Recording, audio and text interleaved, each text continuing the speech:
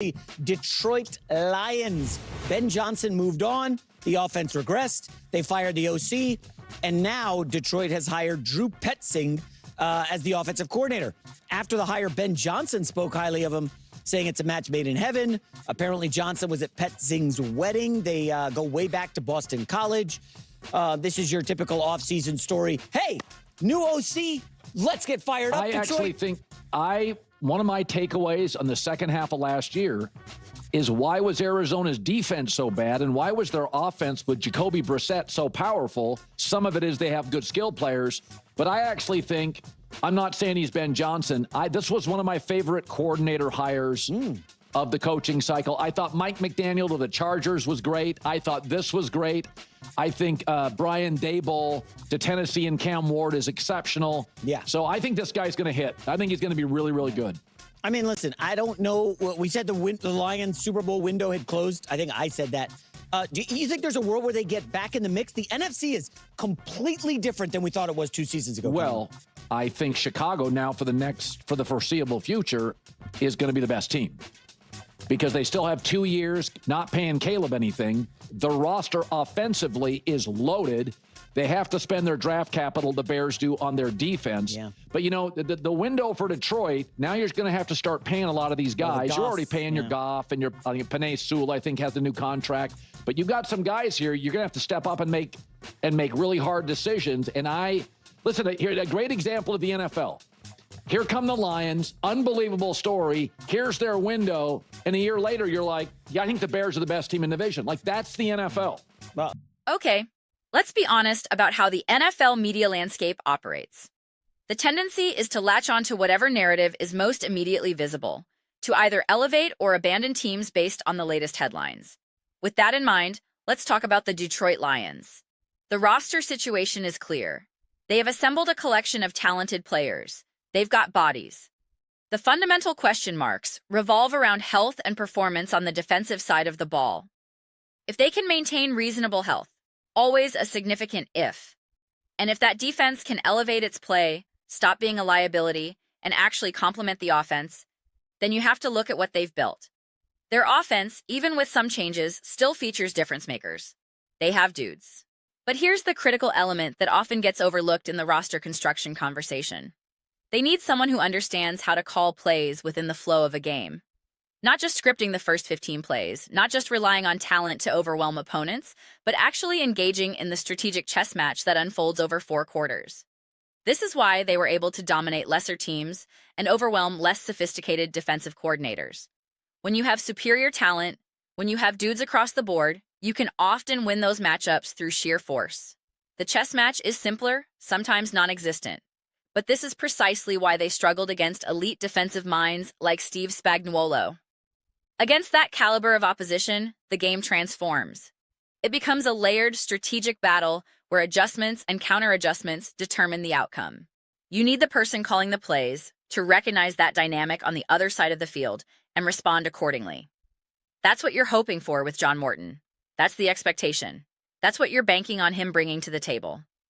That element was absent last year. It was missing this past season. And so, setting aside the health concerns, which I hate emphasizing because every team faces them, though the Lions have certainly endured their share over the past couple of years, the equation becomes clearer. Assuming reasonable health, assuming the defense can simply avoid being a glaring weakness, the pivotal variable is the play caller. He doesn't need to be a genius savant. He doesn't need to be the next Ben Johnson, celebrated as some mad scientist. What he needs is a functional understanding of rhythm and timing within a game. He needs to feel the flow. This is similar to what Kellen Moore brought to the Philadelphia Eagles, wouldn't you say? I don't think anyone is describing Kellen Moore as a revolutionary genius. But he understood the assignment. And the contrast with Kevin Patullo is instructive. It's actually a perfect illustration of this principle. One coordinator grasped how to sequence calls throughout a game, how to build momentum, how to respond to defensive adjustments. The other didn't. One understood the chess match. The other was exposed when the game demanded more than just talent. One experienced significant success, culminating in a Super Bowl victory. The other didn't. That's the difference. When the Lions finally generated some offensive momentum last season, I acknowledged it was exciting, it was promising. But I also consistently pointed out the need to see it against a great defensive mind, against an elite coordinator. And again, the Lions didn't deliver in those moments. They didn't produce against Vic Fangio and the Eagles, ironically. They didn't produce against Spagnuolo. That was the recurring problem. There were no answers from a play-calling perspective when the game tightened, when the chess match intensified. That's what you're hoping Morton provides. If he brings that capability, there's zero justification for doubting this team's potential. I'm not talking about the distant future, the inevitable financial constraints when contracts come due and difficult decisions loom. That's a conversation for later. Right now, they still have the bodies, they still have the difference makers, they're still relatively healthy and in their prime windows. They're young enough. I'm not ready to have the conversation about whether Amon-Ra St. Brown will maintain this trajectory indefinitely. Maybe in a few years, that becomes relevant. But not today. Not for the upcoming season. So here are my criteria for the Detroit Lions right now. These are the check marks I'm looking at. 1. The defense is not a liability, and they maintain reasonable health. 2. John Morton demonstrates the ability to call plays effectively throughout a game, to engage in the chess match when it's required. I genuinely don't care about them scoring 40-plus points against the Arizona Cardinals. That means nothing to me. It's irrelevant to the conversation. What matters is this. Can they play the chess match against Spagnuolo? Against Fangio? Against Mike McDonald? Can they execute when the opposing coordinator is also elite? Yes or no? If the answer is yes, if they can compete in that strategic battle, then the Detroit Lions are legitimate #1 contenders. They'll compete for the division title. They'll be a top-tier team. Absolutely. Not a shadow of a doubt in my mind. Consider this. If their defense had been even marginally better last year, they might have remained in the mix deeper into the postseason. And if they could have navigated the chess match of a game, which we consistently observed they couldn't, the outcomes might have shifted. The Eagles game remains the perfect example of this limitation. The Chiefs game reinforces it. That's why I keep returning to those two matchups as the definitive evidence of what I observed. They represent the ceiling they couldn't tupo. Solve that problem, and the conversation changes. It's not about whether they'll be better or whether they can make the playoffs. Of course they will, because they'll continue to roll over lesser opponents. That's what they do. They have the capacity to pile on points against inferior competition.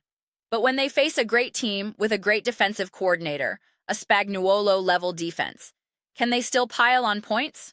Sometimes they won't even need to engage in the chess match if their talent simply overwhelms. But when the game demands it, when the chess match becomes unavoidable, that has consistently been their weakness. Even with Ben Johnson calling plays, the question lingered. Can you execute the chess match throughout 4 quarters? They couldn't do it against the Packers on Thanksgiving. It's always been their Achilles heel. It's the recurring limitation. If they can just solve that one variable, they become an absolutely bona fide top team in the NFL. They'll compete for the division. They'll compete for the top seed. And if you're doing that, you're competing for a Super Bowl. Simple as that. Those are simply my perspectives on the matter. I'm genuinely interested in hearing your thoughts. What's your assessment of the Detroit Lions? Do you believe their Super Bowl window has closed, or is it still wide open? How do you feel about the hiring of John Morton as offensive coordinator? And honestly, I'll be straightforward. I don't place any weight on Ben Johnson's public endorsement of the hire. What else is he going to say? It's a terrible decision. He's an awful coordinator. The guy was at his wedding. The personal connection renders the public statement meaningless. None of that factors into my evaluation. But I want to know what you think. Share your opinions in the comments. I read every single response, whether you agree with my analysis or you're prepared to challenge it. Either way, let's generate some meaningful discussion. Let's engage in some spirited debates. But most importantly, let's keep it enjoyable. And please, if you haven't already, consider subscribing to the channel. We're cultivating an incredible community here, and I genuinely value having you as part of it. My goal is to build something that fosters genuine connection, something we're all truly excited to contribute to. I believe we're making substantial progress toward that vision. Please don't forget to give this video a thumbs up. It significantly enhances visibility and supports the algorithm. Thank you so much for your continued support. I'll see you in the next one.